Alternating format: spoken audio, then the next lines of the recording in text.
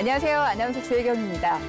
2019년 전국의 농협, 수협, 산림조합의 조합장을 동시에 선출하는 제2회 전국 동시조합장 선거에 대한 관심이 점점 높아지고 있는데요. 이정용 씨, 네네. 조합장 선거에 대해서 좀 알고 있으세요? 아니죠. 왜 이렇게 급하세요? 인사라도 뭐 제가 먼저 드리고 해야 되지 않을까요? 그러니까요. 안녕하세요. 믿음의 안녕하세요. 양양파 이종영입니다.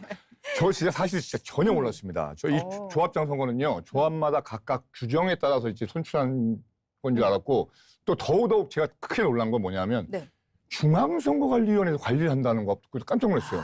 저는 중앙선거관리위원회는 대통령 선거나 국회의원 선거만 관리하는 줄 알았거든요. 그러니까 그만큼 중요하다는 거 아닙니까? 그래서 모르실 수 오늘 있죠. 조합장 선거를 어떻게 치러야 하는지 확실하게 알고 가도록 하겠습니다. 그래요. 예. 일반인들은 사실 잘 모를 수도 있겠다는 생각이 듭니다. 네. 그래서 오늘요, 이 조합장 선거라는 게 어떤 건지 또 어떻게 하면 정직하고 깨끗한 선거를 치를 수가 있는지 두 분 전문가 모시고 이야기 나눠보도록 하겠습니다.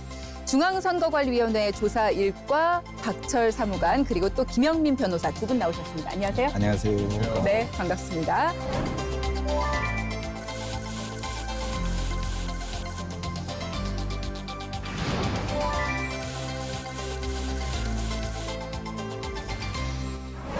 (2015년입니다) 전국 동시조합장 선거 제1회가 치러졌고 이번에 제2회가 치러질 예정인데 전국 동시조합장 선거가 치러지게 된 배경이 어떻게 되나요? 2015년 이전까지는 농축협, 수협, 산림조합 등 이러한 조합들이 개별 일정에 따라서 각각 선거가 치러졌습니다. 그런데 이제 이러한 선거 절차를 통일성 있게 규율해서 네. 선거의 공정성을 확보하고자 2014년도에 관련 법률이 제정이 되었고 네. 그리고 이번에 2회째로 선거를 실시하게 된 것입니다. 애시당초 이러한 위탁 선거에 굉장히 금권 선거가 만연이 되어 있었습니다. 그래서 이러한 선거를 잡아보고자 우리 선거관리위원회에 이탁하게 되었고요. 네. 따라서 정말 깨끗하고 공정하게 치러져야 할 것으로 보입니다. 네. 네, 요즘 저희 둘째 마음이가 초등학교 다니는데 초등학교 회장, 부회장 선거도 정말 치열합니다. 장난이 아니에요. 그러니까 아니 하물며 초등학교 회장, 부회장도 그런데 그만큼 조합장의 경우는 뭐 더더욱 말할 나위 없겠죠. 아니 도대체 조합장 과연 어떤 일을 하는 겁니까? 조합장은 전국적으로 보게 되면 조합원이 평균 2,000명 정도 되는데요. 이러한 조합원들을 아우르며 네네. 이 조합을 대표하게 되겠죠. 이런 조합장은 해당 조합의 직원의 임명권을 가지고 있고요. 예금, 대출, 이러한 신용사업과 생산물 판매 등 이러한 경제사업권을 총괄하게 되는 굉장히 막중한 권한을 가지고 있습니다. 네, 듣고 보니까 정말 중요한 역할을 하네요. 이게 지역 경제에도 큰 역할을 하지 않을까라는 생각이 드는데 실제로 지난 1회 전국 동시조합장 선거에서도 투표율이 80.2%를 보였다고 합니다. 이 공직선거 투표율을 훨씬 상회한 거라고 하는데 새로운 방식의 조합장 선거에 대해서 그만큼 기대가 높았다라고 볼 수 있을 것 같습니다. 제2회 전국 동시조합장 선거 일정은 어떨지 궁금합니다. 좀 설명해 주실까요? 어떻게 보면 선거가 이미 실시되었다고 볼 수가 있는 게요. 네. 지난 9월 21일부터 해서 기부행위 제한 기간이 이미 도래가 되었고요. 그다음에 후보자 등록은 2월 26일, 27일까지 이렇게 이틀간 실시가 되고요. 그 다음 날 2월 28일부터 선거의 전날인 3월 12일까지 선거운동 기간이 됩니다.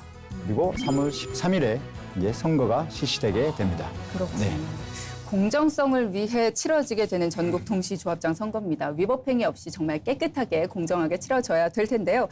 후보자, 조합원, 관계자분들이 꼭 알아야 될 것이 무엇인가를 좀 짚어봐야 될 것 같은데요.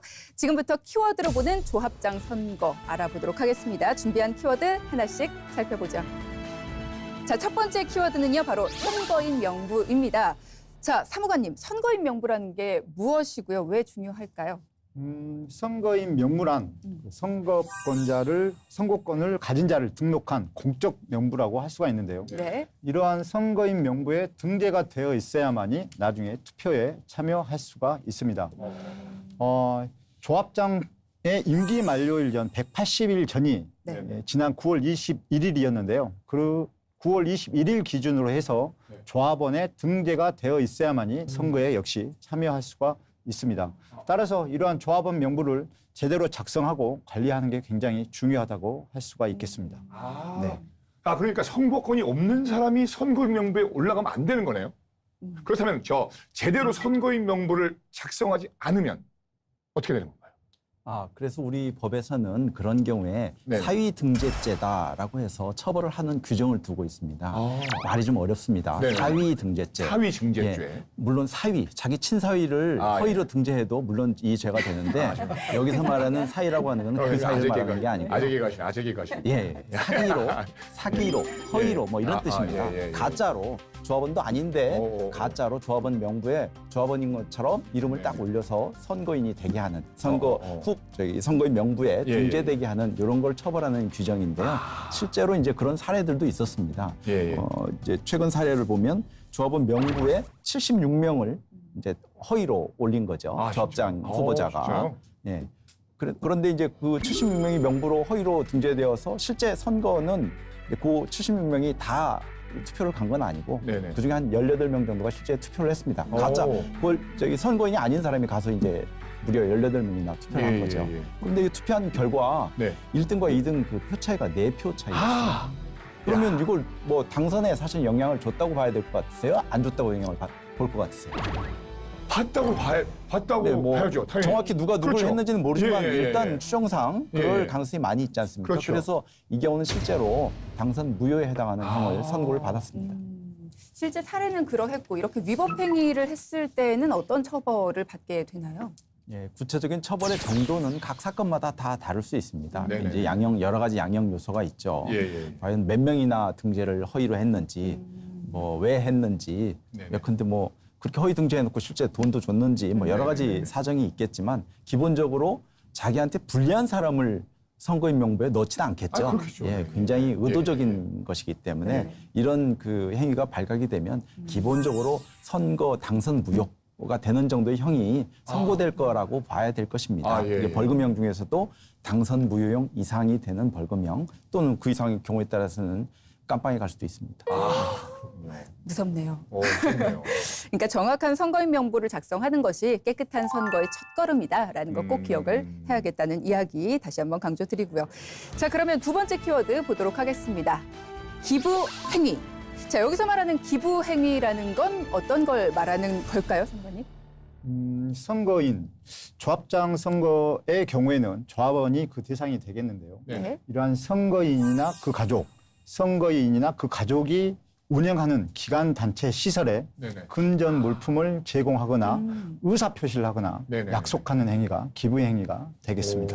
그러면 금전이나 물품을 제공한다. 그러면 모두가 위법이 되는 건가요? 원칙적으로 기부 행위는 금지가 됩니다. 네. 다만 조합의 사업 계획이나 수지 예산에 따라서 금품 등을 제공하는 직무상 행위나 친족의 관원 상제 의식에 축부이금을 제공하는 이러한 의례적 행위는 기부 행위에 해당되지 않습니다. 이렇게 예외사항이 생길 때가 이제 문제가 되는 겁니다.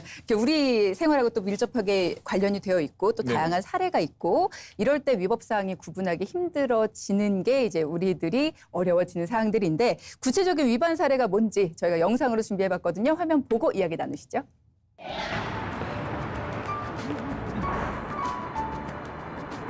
여보, 축의금 너무 많이 한 거 아닌가? 응? 10만 원이 뭐가 많아요? 조합장 선거 때문에 5만 원 이상 하면 안 되는 거 아닌가? 아니, 지난번 우리 어머니 돌아가셨을 때 부의금으로 10만 원 받았는데 체면이 있지 어떻게 절반만 해요? 그런가? 터지는 못할 망정 받은 만큼은 해야지. 하긴 그것도 그래. 그럼.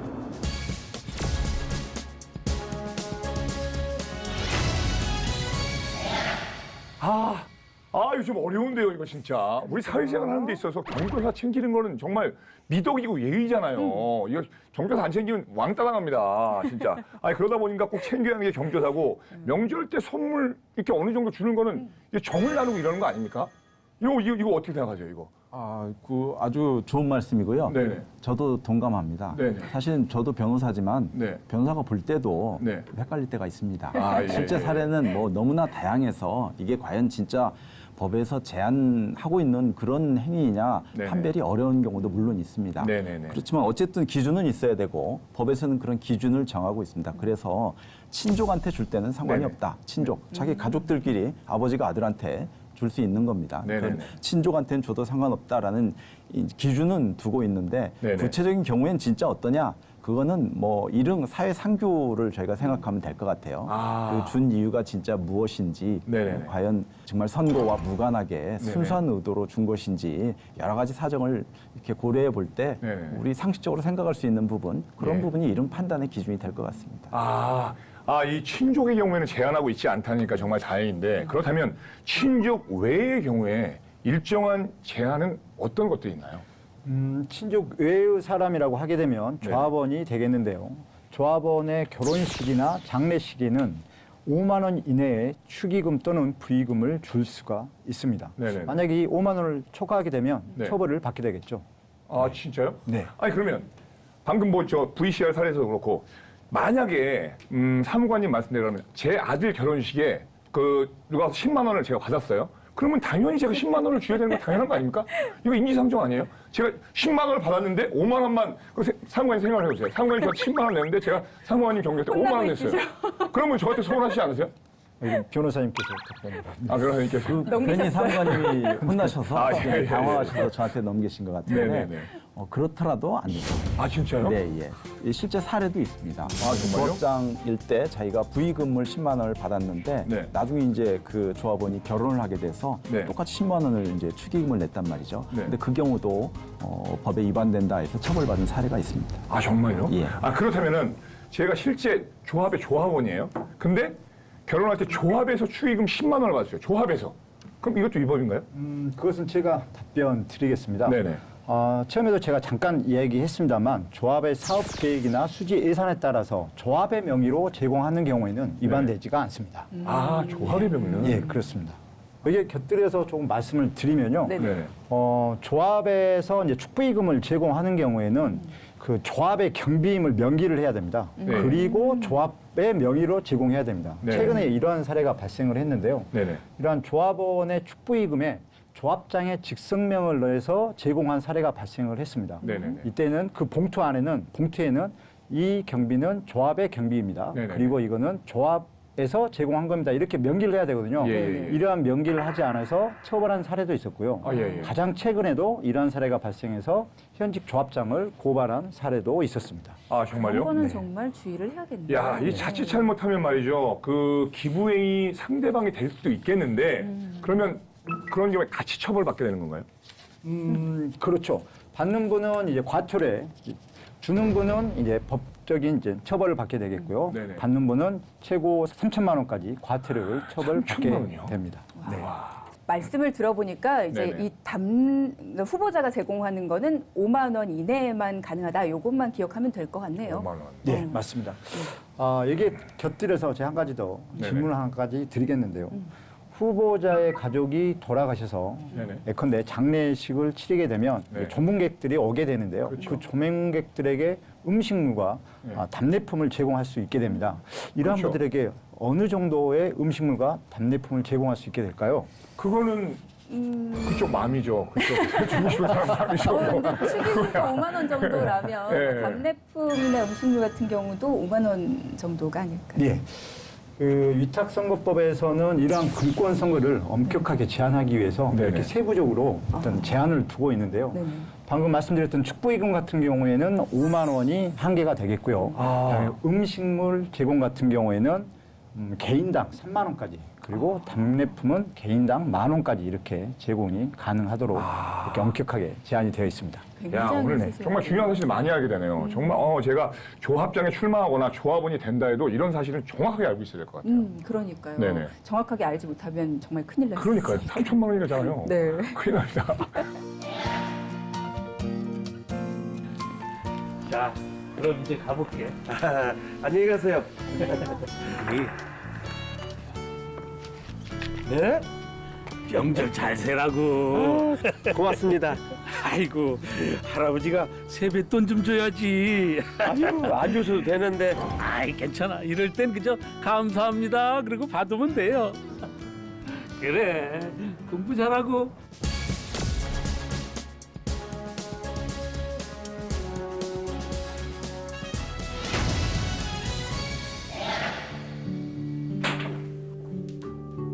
아이고, 아니 병원에 입원까지 하시고? 여기까지 어떻게 오셨어요? 아, 당연히 와봐야죠. 그래 몸은 좀 어떠셔요? 걱정해 주신 덕분에 많이 좋아졌어요. 이거 얼마 안 되지만 맛있는 거 사잡수고 빨리 캐치하시라고. 이러지 않으셔도 되는데. 아이고, 병원비도 많이 나올 텐데 서로 도와야지요. 아, 우리가 어떤 사이입니까? 에?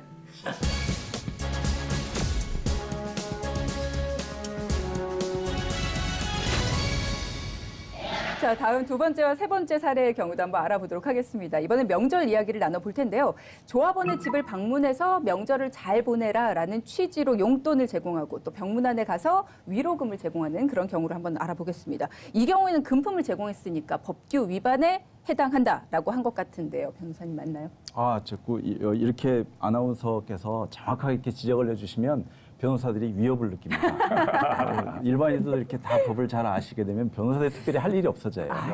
네. 실제 이제 사례를 좀 말씀을 드리자면 네. 지금 말씀하신 바로 그런 사례인데 세뱃돈이다 네네. 이렇게 뭐 동네에서 뭐 어린애 보면은 애따 세뱃돈이다 그러니까요. 할 수 예, 있지 예, 않습니까? 그럼요. 그렇게 세뱃돈이다 5만 원 준 경우, 네네. 그다음에 명절 잘 쉬어라 이러면서 네. 또 뭐 5만 원 준 그렇죠, 경우, 그렇죠. 이것도 실제 처벌된 사례가 있습니다. 아, 정말요? 이에 덧붙여서 좀 현실적으로 이런 일이 있을 수 있는데 좀 안타깝다 이런 예로 이제 실제 작년에 제가 관여한 일인데 네네. 어떤 일이 있었냐면 네네. 동네에서 동네 어른이 네. 자기 그 과일나무가 있어요 집 앞에 네네네. 집 앞에 과일나무 요 좀 전지 좀 해달라 예. 과일나무 이렇게 좀 잘라줘야 자르는 됩니다 거죠, 좀 그걸. 예. 가지치기를 해줘야 네. 그 과일이 좀 튼실하게 잘 네네네. 열리기 때문에 예. 그거 좀 해달라고 해서 요 분이 가서 이제 해줬어요. 네네네. 해줬는데 자기 전지가위를 예. 갖고 갔었는데 예. 그분이 동네 어르신이 가지고 있는 전지가위가 이게 너무 오래된 거라. 그래서 아예 안 됐다 싶어서 필요하죠, 예. 이거 가위 하나 좀 새 거 사세요. 예, 얼마 안 예. 하는데 그리고 짜장면이나 한 그릇 드세요 하고 이 전지 다 한 다음에 그걸 그냥 드리고 왔어요. 어떻게 보면 좀 뭐 그럴 수도 있겠다 생각도 됐는데 그렇죠. 근데 이게 처벌되는 진짜요? 사례입니다. 그리고 또는 요 분이 같은 분인데 네네. 자기가 이제 병원에 갔어요. 어느 예, 날 예. 병원에 갔는데 하필이면 그 병원에 예. 조합원 분이 이제 자기가 그 조합장일 때 데리고 있던 직원의 아버지이고 예, 예, 역시 예. 또 조합원이기도 한 사람이 네네. 입원을 해 계신 거예요. 그래서 좀 병원비나 좀 보태 쓰시라라고 하고 또 드리고 왔어요. 그 일부러 찾아간 건 아닙니다.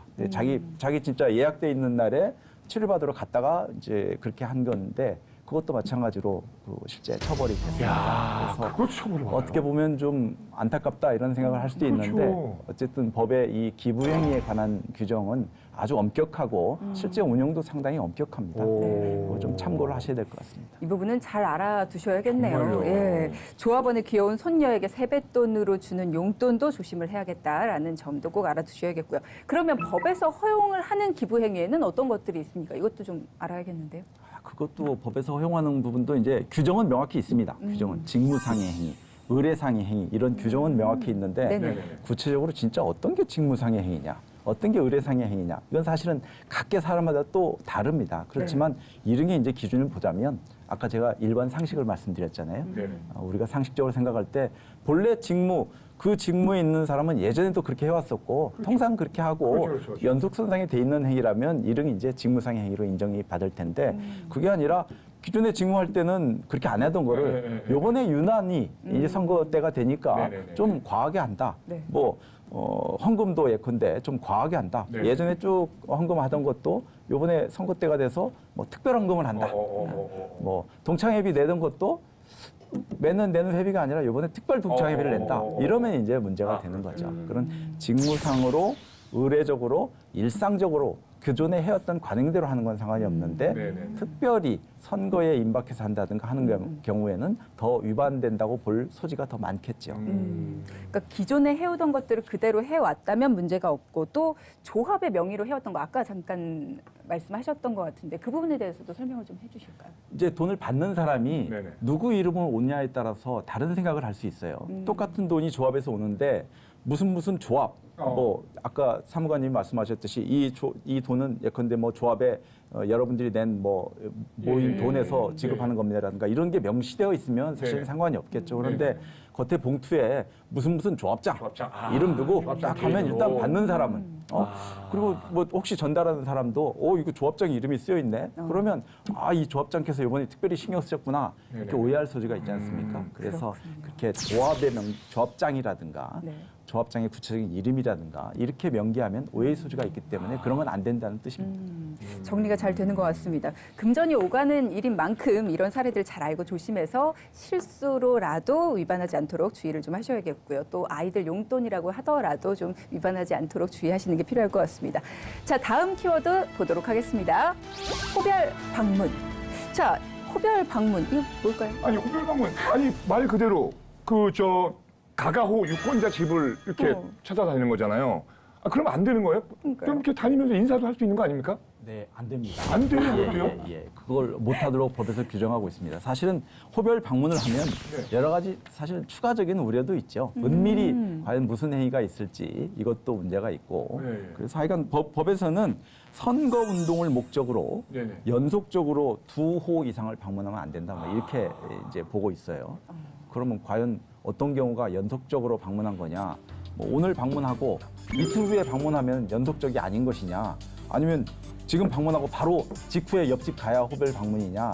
그거는 이제 그 시간만 보는 건 아니고요. 그 의도 이런 걸 봅니다. 다 여러 가지 정황을 종합적으로 보건데 이건 계속 이제 하려는 행위의 일환이다라고 보면 이제 연속적인 의사로 하는 행위다라고 보면 이제 여기에 해당하게 되겠죠.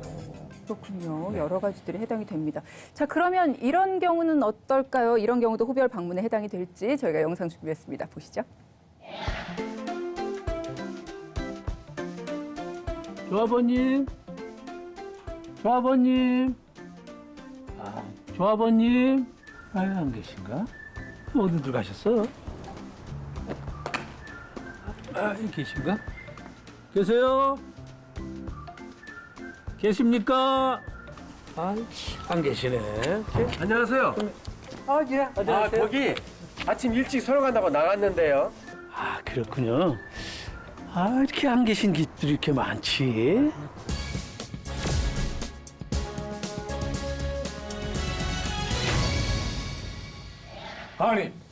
아니 이게 말이 됩니까? 아니 사람이 없어가지고 못 만난 것까지 이게 사람이 없는데 어떻게 해요? 이게 위법이에요? 그러니까 이게 개별적으로 만남을 가지지 못했는데도 위법. 그러니까. 이게 좀 이상한데요. 네, 이상해도 법이 그렇게 규정하고 있습니다. 정말요? 네. 왜냐하면 이 이제 호별 방문을 우리가 규율하려고 하는 취지가 뭐냐 이걸 보시면 좀 알 것 같아요. 각 집을 이렇게 방문하면서 은밀하게 선거 운동을 하는 것이 공정한 선거를 해칠 가능성이 있다라고 해서 규제를 하는 것이고 우리가 이제 기본적으로 형사법에서 좀 어려운 말씀을 드리면 기수냐 미수냐 이런 얘기를 합니다. 그러니까 어떤 범죄를 해서 범죄를 완성했느냐 아니면 범죄를 시작만 했느냐. 대표적으로 살인죄가 있으면 살인 미수죄라는 게 있어요.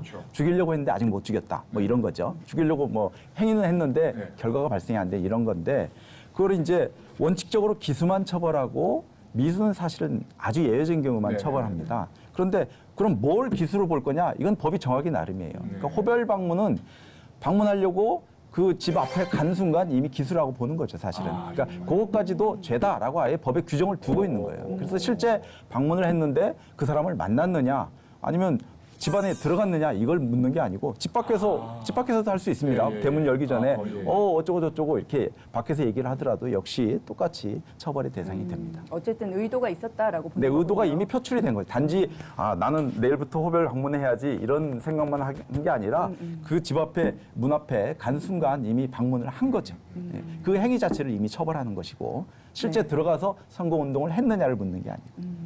그러니까 선거인을 만나지 못했다고 하더라도 호별 방문죄가 성립된다는 거 꼭 알아두셔야겠습니다. 자, 그럼 다음 키워드 보도록 하겠습니다. 허위사실 유포와 후보자 비방. 허위사실 유포, 후보자 비방 이 두 가지의 정확한 의미와 차이점이 뭘까요? 이게 일반인들은 사실 구별하기가 쉽지가 않습니다. 네, 허위사실 공표라는 것은요, 그 당선이나 낙선을 목적으로 해서 그 후보자, 입후보 예정자도 포함이 되겠습니다. 후보자뿐만이 아니라 그 배우자, 직계 좀비속 형제 자매까지도 포함이 됩니다. 이러한 분들에 대한 허위 사실을 공표하는 게 이제 허위 사실 공표가 되겠고요. 예, 비방죄의 경우에는 이러한 대상자는 똑같습니다. 이게 배우자 그리고 형제 자매, 직계 좀비소까지 이분들을 대상으로 해서 공연히 사실을 적시하여 비방을 하는 것이 후보자 비방죄에 해당이 됩니다. 쉽게 말씀을 드리면 허위사실 공표죄는 결국 거짓말을 하는 것이고요. 네네. 비방죄는 그 사람에 대한 사회적 가치를 떨어뜨리는 것이라고 이해를 하면 되겠습니다. 네네. 네. 말씀해 주신 것처럼 허위 사실은 말 그대로 거짓말, 그러니까 사실이 아닌 이야기를 하는 거라고 보면 되는데 그럼 사실을 적시하여 비방한다. 이거 어려워요. 좀 어렵네. 어려워요, 변호사님. 그거는 어려워요. 그렇게 어렵게 해야 변호사도 먹고 살 수 있게 될 것 같습니다. 법이란 건 본래 어렵습니다. 아주 쉽게 해주세요. 오늘 생계 이야기 많았습니다. 제가 사무관님이 잘 설명을 해주셨는데 네네. 제가 또 다른 방법으로 조금 더 쉽게 설명을 한번 드려보겠습니다. 네네네. 우리가 선거에 관련해서 어떤 표현을 의사 표현을 할 때는 이제 크게 보면 의견을 표명하는 수가 있어요. 나는 예컨대 이렇게 생각한다. 그런 의견을 표명하는 수가 있고 객관적으로 존재하는 거에 대한 네네. 진짜든 가짜든 간에 아하. 증명할 수 있는 것. 예컨대 요 앞에 지금 이 탁자가 있지 않습니까? 네네네. 있다 없다. 이거는 역사적으로 누구나가 다 증명이 가능한 거예요. 이거는 그렇죠. 사람에 따라서 어떤 사람은 있다고 보고 어떤 사람은 없다고 보고 이렇게 하는 게 아니지 않습니까? 그렇죠. 그런데 어떤 정치인에 대해서 나는 어떻게 생각한다. 참 좋은 정치인이라고 생각한다. 이건 나의 의견이란 말이죠. 네네네. 그래서 선거에 관련해서 자기가 의견을 표현하는 건 얼마든지 자유롭게 하셔도 됩니다. 그런데 그게 아니라 특정 정치인이 어떠한 행위를 했다라든가 그런 팩트에 대한 거. 근데 이 부분을 지금 가지고 저희가 얘기를 하고 있는데요. 그 팩트가 거짓이다라고 하면 거짓말한다. 그게 네네. 바로 이제 허위사실 공표죄예요. 후보나 어떤 그 선거 관련 내용에 대해서 예. 거짓말을 한다. 팩트와 반대되는 얘기를 한다. 이런 뜻이고요. 비방한다는 얘기는 거짓말이 아니라 팩트는 팩트입니다. 예. 팩트는 팩트인데 그건 이제 헐뜯는 거죠. 예. 남을. 그 사람은 그런 적이 있어. 뭐 예. 이렇게 헐뜯는 거예요. 아무튼 간에 거짓이라든지 뭐 없는 얘기 이런 거 절대 하면 안 되고 뭐 사실이더라도 후보자에 대한 또 후보자의 가족들에 대한 그 나쁜 얘기를 절대 해서 안 된다. 이렇게 이해하면 되는 건가요? 네, 그렇습니다. 요즘 선거를 살펴보면 금권 선거에 못지않게 허위사실 공표 및 후보자 비방으로 인해서 선거의 결과에 영향을 미치는 경우가 종종 있는데요. 지난 제1회 전국 동시조합장 선거에서 선거 무효나 당선 무효로 인해 가지고 재선거가 실시된 사례가 총에서 52차례나 있었는데요. 네. 그중에 3차례가 허위사실 공표 및 후보자 비방에 의해 가지고 다시 선거가 실시되었습니다. 예. 지금 뭐 자세하게 설명을 해주시기는 했습니다만 한 가지 더 자세하게 좀 여쭙는다면 네. 허위사실 공표와 비방 문제, 그러니까 요즘 사회적 이슈이기도 하잖아요. 동시조합장 선거 관련이 아니라고 하더라도 네네. 실제로 어떤 점으로 위법인지 아닌지를 판단을 하는지 그 기준을 조금 자세히 알려주시면 좋을 것 같아요. 제가 이미 말씀드렸듯이 네네. 거짓말을 한다면 더 이상 기준이 필요하겠습니까? 네네. 그래서 허위사실 유포라고 하면 그 자체로 이제 처벌될 가능성이 많은 거고요. 네네. 아마 이제 좀 논란이 더 많은 부분은 비방이라고 하는 부분입니다. 그렇죠. 비방을 뭐 헐뜯는다. 더구나 거짓말도 아니다. 네네네. 그럼 이거는 과연 처벌을 해야 되냐 말아야 되냐 기준이 애매할 수 있어요. 그런데 정치적 의사표현의 자유, 국민의 알 권리 이런 걸 존중한다는 의미에서 아까 공공의 이익에 관한 때는 처벌하지 않는다고 했지 않습니까? 네네. 이 법 규정도 그렇게 돼 있고 실제 네네. 법을 운용하는 우리 법원이나 수사기관의 입장에서도 네네. 공공의 이익이라는 걸 좀 넓게 봅니다. 오로지 공공의 이익을 위해서만 한 경우뿐만 아니라 자기 개인적으로 이득을 얻기 위해서 한 것, 내가 당선되기 위해서 상대방이 좀 나쁜 얘기를 한다 이런 측면이 있다고 하더라도 그 내용이 공공의 이익에 관련된 것이라면 유권자의 알 권리에서 인정된다. 그래서 공공의 이익을 상당히 좀 넓게 봅니다. 그러니까 네네. 진실한 사실이라면 헐뜯는 내용이라도 네네네네. 그것이 공공의 이익과 좀 넓은 의미의 네네. 공공의 이익과 관련된다면 그런 부분은 처벌이 안 됩니다.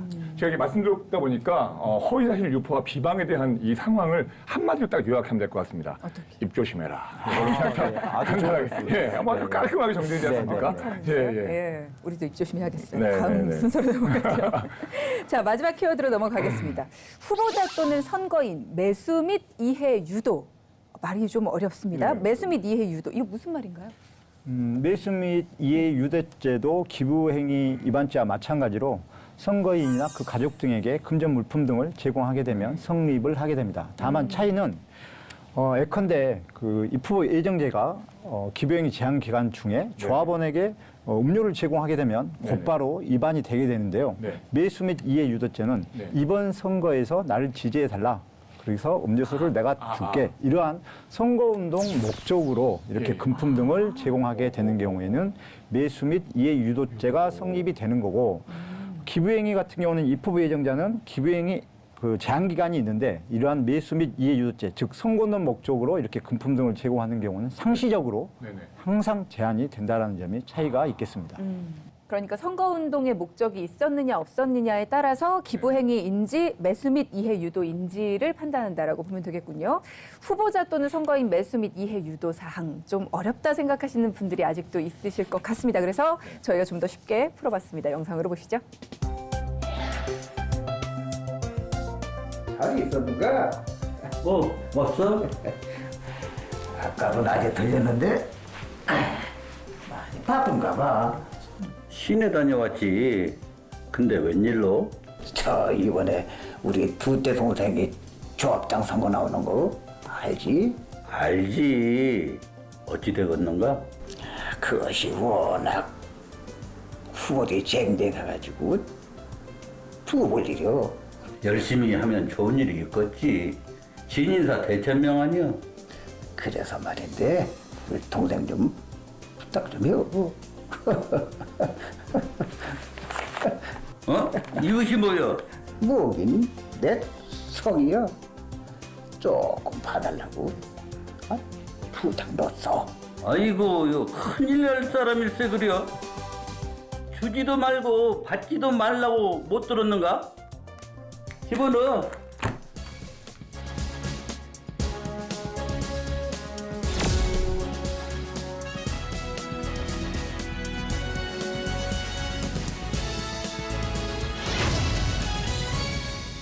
지금 화면에서 보면요. 조합원이 그 자리에서 현금을 거절했어요. 그런데도 법 위반이 될까요? 그 부분은 제가 좀 말씀을 드리겠습니다. 네. 아까 제가 좀 어려운 말로 기수, 미수 이런 말씀을 좀 드렸는데 네네네. 예컨대 좀 무서운 죄명이긴 하지만 살인, 기수, 살인, 미수 이렇게 구분이 된단 말이죠. 그런데 뭐가 살인의 기수냐 이건 분명하지 않습니까? 네네네. 그런데 일반 이런 그 매수 및 이해 유도죄든지 그런 죄에서 과연 어디까지를 기수라고 볼 거냐 이건 법이 정하기 나름인 거거든요. 네. 근데 우리 법은 의사 표시만 하더라도 매수 및 이해 유도죄라고 네네네. 하는 죄로 처벌하겠다라고 이미 규정을 하고 있어요. 네. 그러니까 내가 누구를 살인죄의 경우는 내가 누구를 죽이겠다 말만 해서는 살인죄가 안 된단 말이죠. 그건 법이 규정 자체가 사람을 정말 죽게 해야만 처벌되는 규정인데 네네. 이 매수 및 이해 유도죄는 입법자가 법을 정할 때 이미 내가 돈을 줄게 하고 의사 표시를 하면 그것 네네. 자체를 처벌하도록 규정을 해놨고 또 내가 돈 받을게 약속하면 또 바로 처벌받게 돼 있습니다. 그래서 실제로 돈을 주었느냐 받았느냐 이건 문제가 되지 않습니다. 그래서 실제 사례에도 네네.